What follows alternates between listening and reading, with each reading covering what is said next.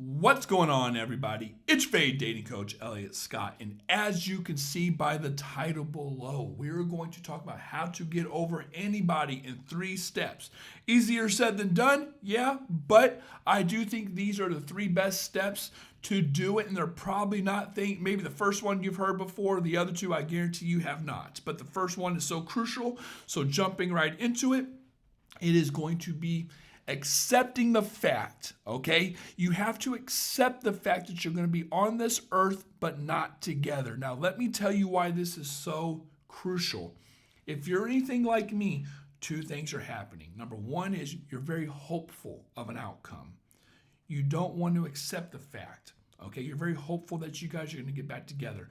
And I remember having a composition book where I was writing out my game plan, my 3-month, 6-month game plan on getting her back. It was pathetic, right?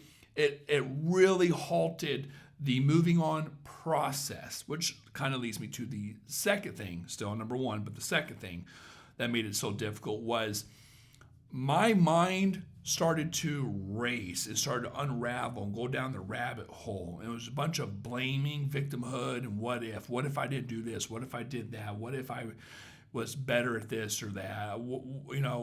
Maybe she didn't like me. I'm not good enough. Like just a bunch of this shit. And here's the beautiful thing about acceptance is you accept everything. You accept full responsibility. Okay, guess what? Maybe you weren't good enough. Okay, maybe guess what? You did F it up. Maybe if you didn't do something, you would still be together. Just accept it all. Just accept it all. So you don't have to play victim and that you don't have this what if running in your head.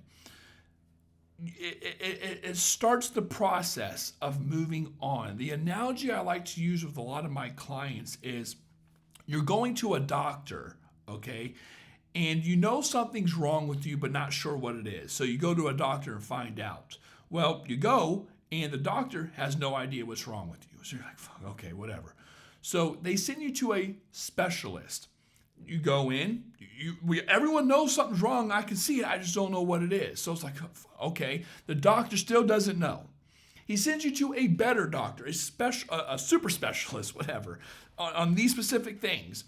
And the doctor comes out with his board in hand. He says, well, I got some good news and I got some bad news. The good news is I know what's wrong with you. The bad news is it's whatever, XYZ, cancer, something, And as harsh as that is to hear, I guarantee there is some relief in the fact that knowing what you have so you can start the treatment, you can start the moving on, the getting better process, the game plan. If you're not accepting, right, number 1, if you're not accepting, it's very hard to have to sit there grounded, to have a concrete mindset of, I know, okay, we're going to be on this earth, but not together. What it is. Let me start moving on. Because when you're hopeful, hope is the anchor that keeps you at shore. You're not accepting yet, therefore you can't start the process. Which leads me to the second thing, which is kind of the process, how you should go about it. So a lot of people will talk about things, I'm going to go out with friends more, I'm going to do this, I'm going to do that. Maybe there's unhealthy ways of trying to numb the pain, such as drinking, partying, sleeping around, and stuff like that. Now this sounds like common sense, where I found this not helpful, but what's important is I actually did the opposite. I call it the eye of the tornado. When you're sitting on the outside of a tornado and you see it coming and you see the barn door and, house and rocks and debris and car and all that spinning around, you're looking at chaos. You're like, oh shit. You see it coming towards you. I'm next. I got to get out of the way. You're freaking out. But it's not until you're in the eye of the, now, I don't mean this literally. I don't know what's like in the eye of a tornado. Like I said, you're probably going to get hit by that barn door, but hypothetically. Or figuratively, you're in the middle, you see all this stuff flinging around, and you're like, okay, I'm in the worst of it, and I'm still standing. The problem a lot of people have is the first step, they're not accepting the fact, Okay. But then let's say they semi-accept it and they try to move, I gotta numb, I gotta move on, I gotta do this, I gotta do that, I'm tired of feeling this pain. And then they have these like strategies on numbing it. I was the opposite. I was thinking, if I can endure the worst, then that's the worst. I can only go up from here. So what I was doing wrong at first was trying to party, go talk to other girls, do this, do that, bury myself in video games, sleep a lot, like all that. And I'm not saying that some of that isn't important. Like you do need to, like slowly get into this. But it wasn't until I was just tired of it all and I just laid there and let it consume me. All the thoughts. Oh yeah, he's with her now, or she's with him, they're banging. Here you are sitting around like a little bitch, worrying about, like this and that, and you're hopeful. Like I just let it all hit me. And as much as it hurts, I was thinking, hey, this is the worst possible position and I'm still standing. It literally only goes up from here. And I highly suggest a lot of you take this way of going about it, because if you're like me, you can't keep your mind occupied for 16 hours. You sleep for the other 8, right? My nose is itching. God dang. But you sleep for the other 8, and then the other 16. For me, she was the first thing I thought about when I woke up. When my defenses were down, before I had a narrative that I was able to fight back, before I had the shield or wall up. She was the first thing I thought about. And she was the last thing I thought about before going to bed. When you're winding down and your walls are slowly breaking and you're not really doing anything, you're just there in your thoughts. She snuck in, that little shit. So it made it really difficult. So I was just like, yeah, okay, I'm just going to endure the worst and hope for the best. And like I said, if you're still standing, it only goes up from here on out. Now, this leads me to the third thing. I think this is the hardest personally, and that is change your environment. You have to understand, ladies, that your brain is very good at, despite what we all think, because we all go through roller coasters of emotions, your brain's supposed to regulate everything, come to a baseline with things, or a healthy brain is, and it's trying to get you there. When you're getting over somebody, here's a little fun fact. Your brain, you know this already, is trying to avoid pain, seek pleasure, trying to make you happy, avoid being sad, avoid stress, avoid cortisol. I'm all about the dopamine. That's your brain, okay? Your brain remembers every good thing you guys had together. The sex, the hormones released when you're climaxing, the cuddling, the laughs, the way you look at him, the way you admire him, the nice things he did, his personality. It remembers all the memories and how you felt during them, right? You felt good.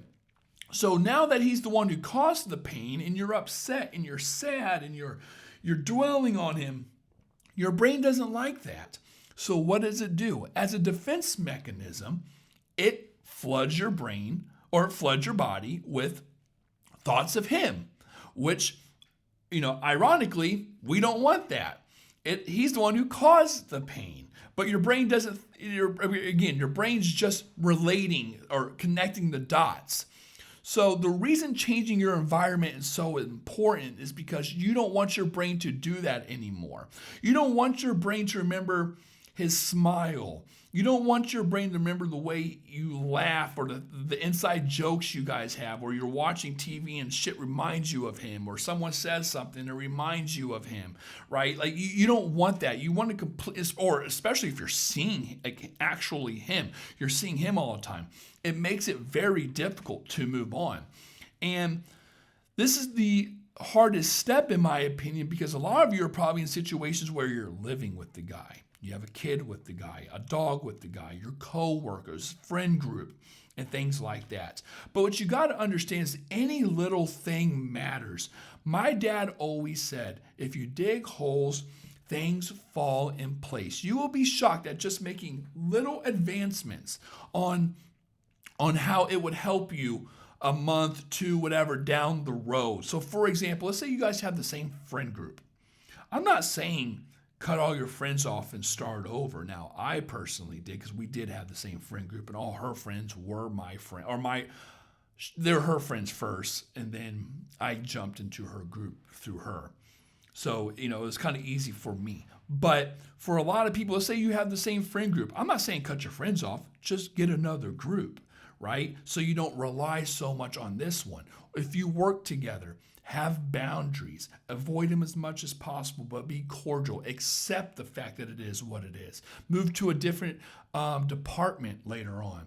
If you live together, right? Sleep in separate beds, do separate things, or just, stay out of the house as much as possible. Move out when your lease is up. Whatever you got to do, just do it. Even if it's small,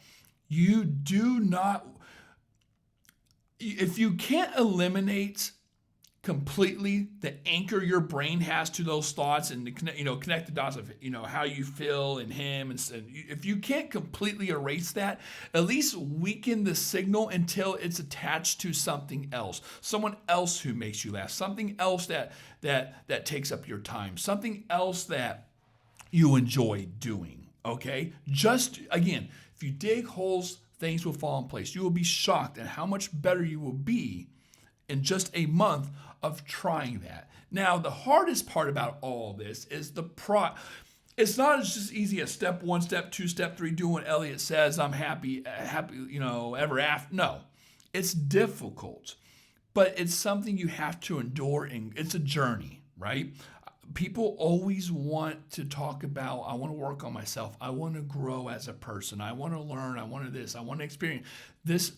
There's nothing else in life that will give you so much personal growth besides death, right? A death of a close one, than a heartbreak. Men joke around about this all the time, where every man, again, just amongst men, maybe you hear us say it or whatever, you say it too, but every man says we need 2 things: our ass beat and heartbreak. Those 2 things will humble any man. If you get your ass beat and your heart broken. Now, of course, no one's going to beat your boy's ass, but heartbroken, absolutely. If a man gets 2 of those things, he's humbled, okay? So you have to just soften the connection. It's all difficult, but you have to find a way to enjoy the journey and realize this is all for growth. Okay? So if you want to work with me, ladies, or you want me to help you get through this process, I'm very good at it. I've done it myself, helped thousands of people through the same thing. Just click the link below. I love you all. Take care and peace.